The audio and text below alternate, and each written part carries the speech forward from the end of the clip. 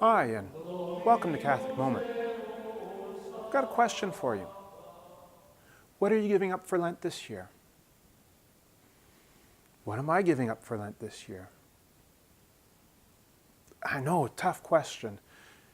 What we're giving up for Lent on any given year is really not something that we give much thought to until we're leaving the church on a dark wintry night with a cross of ashes smudged across our forehead, and someone comes up to us in the parking lot and asks, "What are you giving up for Lent this year?"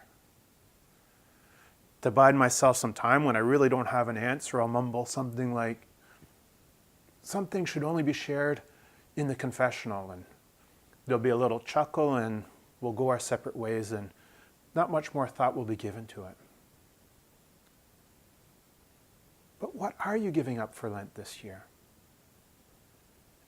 As for me, this year, I'm giving up myself. No, I'm not giving up on myself, but I'm giving up myself. Let me explain. This year, at the Feast of the Epiphany, after the homily, the deacon got up and read out the list of dates for movable feasts throughout the year. Easter and Pentecost and whatnot. And I thought, this is pretty cool. That was the first time I've ever heard that. I thought it was neat. And it's an ancient practice that goes back to a time where not every house had a calendar hanging on the wall, or we didn't carry around a calendar on our smartphones in our pocket to remind us of the feasts that were coming up. The one thing this did, though, was I all of a sudden realized that Ash Wednesday and Lent are only a few weeks away. And not wanting to get caught out like in years past where I hadn't thought about my Lenten sacrifice until Ash Wednesday, I thought it was a good idea to start discerning what I was going to give up. Because in past years, when I made a last-minute decision on a Lenten sacrifice, it ended up being more of a Lenten disaster. Now this year, while I was meditating on what I was going to do for a Lenten sacrifice, the Church in her great wisdom offered as the gospel readings throughout those weeks a meditation on the ministry of John the Baptist. Each and every time that I meditate on the ministry of John the Baptist as he prepared the way for Christ, I always come back to one line of John the Baptist in the Gospels. He must increase, but I must decrease.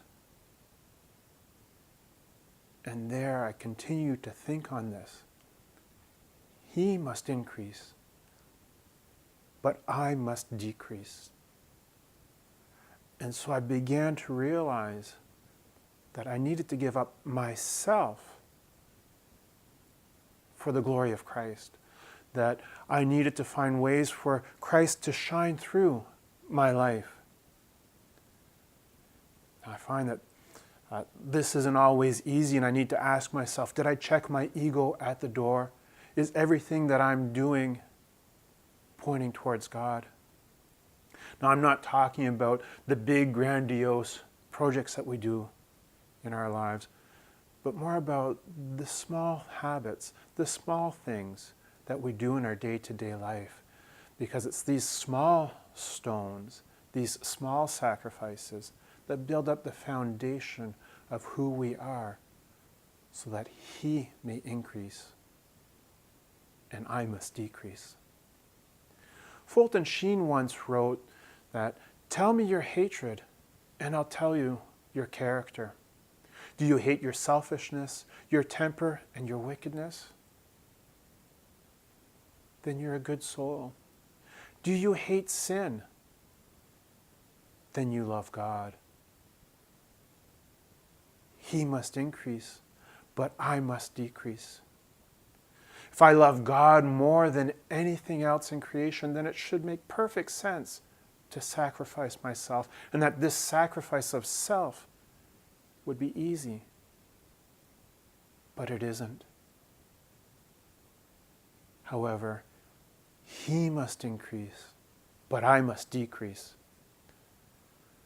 So, I need to ask myself, what are the parts of my life that I know are keeping the light of Christ from shining through?